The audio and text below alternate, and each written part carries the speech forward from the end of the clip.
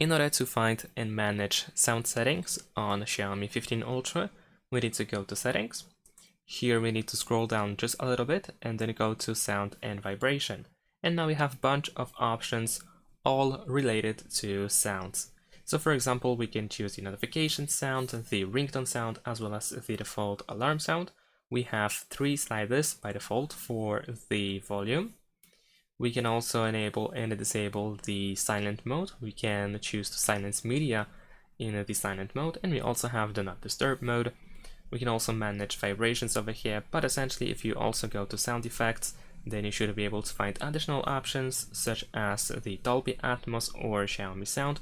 You can find the graphic equalizer, so the sound EQ, and immersive sound. Also, if you go back and choose additional settings instead, then you can, for example, enable the notification volume. You can also separate media sounds when using multiple apps. We also have multiple audio sources and some system sounds that can be enabled and disabled in this place. And that's it. Thanks for watching. Leave a like and subscribe to my channel, and see you in my next videos. Bye.